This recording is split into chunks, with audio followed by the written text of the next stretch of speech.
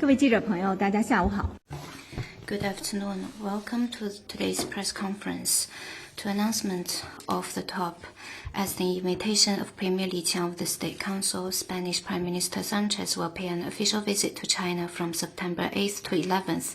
At the invitation of the governments of the Russian Federation and Mongolia, Vice President Han Zheng will attend the 9th Eastern Economic Forum in Vladivostok, Russia, and visit Mongolia from September 4th to 8th. Now questions, please. 发言人您好，总台央视记者提问。发言人刚刚发布了西班牙首相桑切斯将访华。CCTV, you just announced Spanish Prime Minister Pedro Sanchez's upcoming visit to China. Could you share with us the program and your expectation? And how does China view the China-Spain relations? During his visit, President Xi Jinping will meet with him, and Premier Li Qiang and Chairman Zhao Leji will have talks and meet with him. The two sides will exchange their views on bilateral relations and issues of mutual interest. During the visit, the two sides will host China-Spain Forum, China-Spain Business Advisory Council meeting, China-Spain Business Forum, and other events. We are comprehensive strategic partners since the establishment of diplomatic ties over half a century ago. The two sides have carried forward friendship, deepened mutually beneficial cooperation, and maintained sound and steady growth. China stands ready to make progress in bilateral relations through this visit, deepen mutual trust through high-level exchanges, address global challenges through high-quality cooperation, and add new substances to China-Spain comprehensive strategic partnership. 日报记者提问：中方发布了韩正副主席将赴俄罗斯出席。People's Daily, to follow up on your announcement of Vice President Han Zheng's visit, can you brief us on China's expectation of Vice President Han Zheng's visit? Under the strategic guidance of President Xi and President Putin, China-Russia relations have been moving forward on a high level with steady progress of cooperation. The Eastern Economic Forum is an important platform for countries in the Asia-Pacific to pull consensus on cooperation. President Xi attended the Eastern Economic Forum twice in 2018 and 2021 and delivered speeches. President Xi elaborated on China's proposals for growing China-Russia relations, participating in Far East developments, and advancing regional cooperation, which were warmly received. Vice President Han Zheng will attend events under the framework of the forum and meet Russian leaders. China hopes to work with Russia through this visit to deliver on the important common understandings between the leaders of the two countries, deepen Northeast China-Russian Far East cooperation, and jointly advance the development of the region. China and Mongolia are friendly neighbors. This year marks the 75th anniversary of diplomatic ties, the 30th anniversary of the Treaty of Friendly Relation and Cooperation, and the 10th anniversary of the Comprehensive Strategic Partnership. Vice President Han Zheng will have in-depth communication with Mongolian leaders on bilateral relations and issues of mutual interest. China stands ready to work with Mongolia to follow the guidance of the common understandings, enhance friendship and mutual trust, and advance the sustained, steady, and sound growth of bilateral relations. Next one, please. Thank you, spokesperson. Question from Reuters. 路透社，中国在2021年达喀尔中非合作论坛上承诺将从非洲进口总额达到3000亿美元的货品，但是这一承诺尚未完全兑现。中国还能做一些什么来增加对非洲大陆商品采购呢？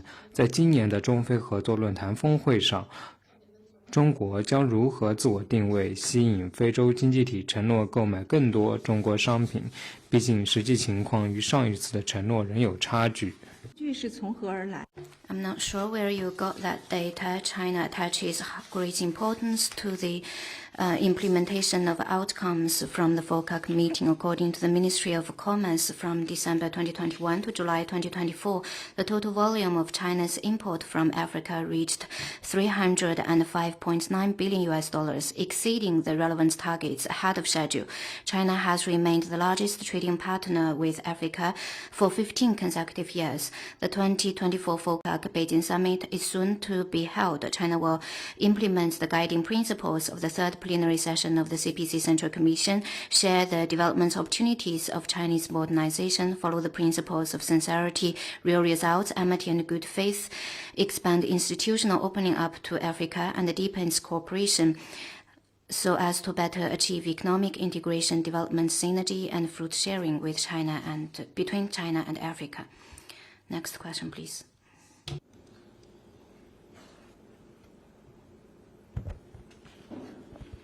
Thank you. Question from 法新社。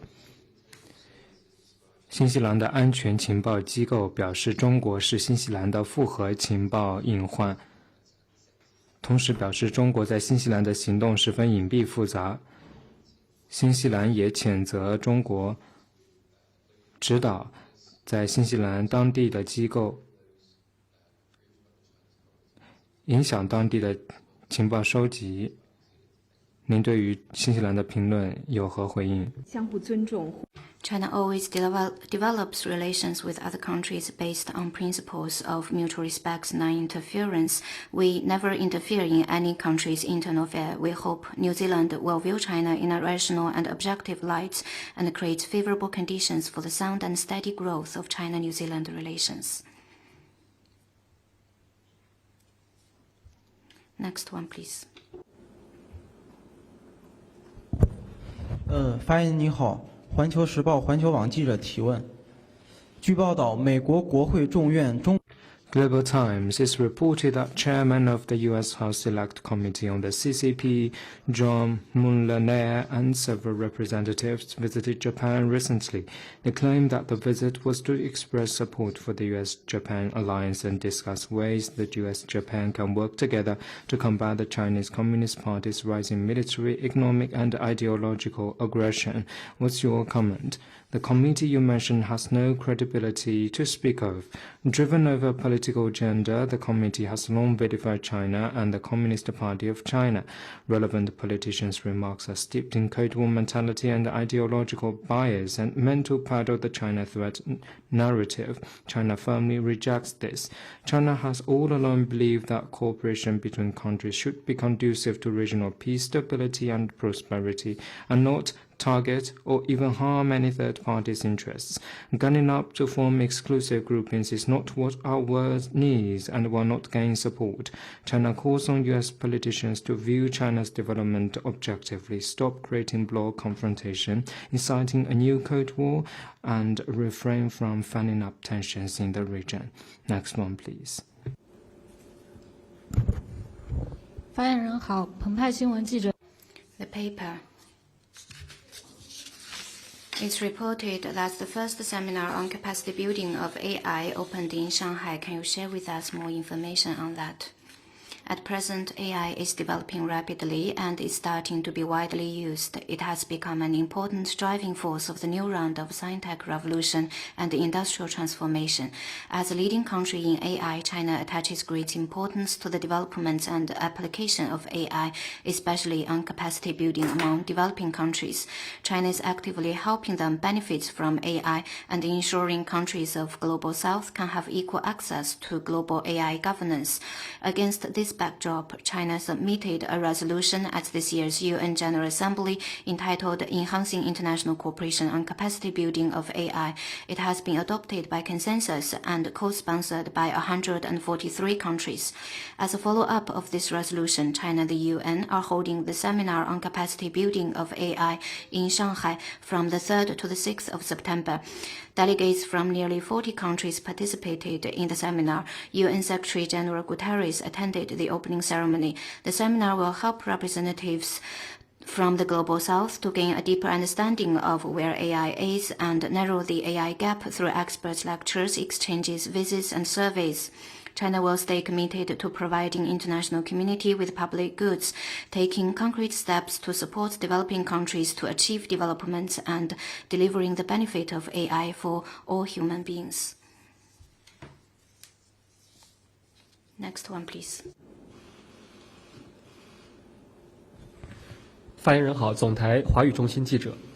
CCTV on October On August 13th, Israeli National Security Minister entered the Al-Aqsa Mosque in Jerusalem, leading 2,000 Jewish people, and claimed that Jews should be permitted to pray at the Al-Aqsa Mosque compound. In response, Israeli Prime Minister's office issued a statement saying that there is no change in Israel's policy. Palestine and LAS condemned the act. What's your comment? As the conflict in Gaza continues and regional tensions are high, bring further incidents on religious issues in Jerusalem is no different from fueling the flames. China opposes this. China always stands for respecting and maintaining the historical status quo of the holy sites in Jerusalem.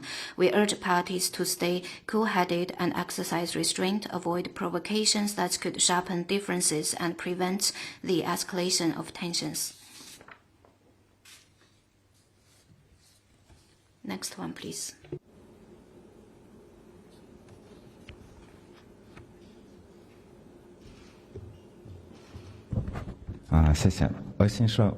RIA Novosti. According to reports of Bloomberg citing sources, Turkey has officially applied for joining BRICS cooperation. What's your comment? 家是新兴市场。 BRICS is an important platform for cooperation among emerging markets and developing countries. China stands ready to work with other BRICS members to uphold the BRICS spirit of openness, inclusiveness, and win-win cooperation, and support more like-minded partners to join this promising endeavor.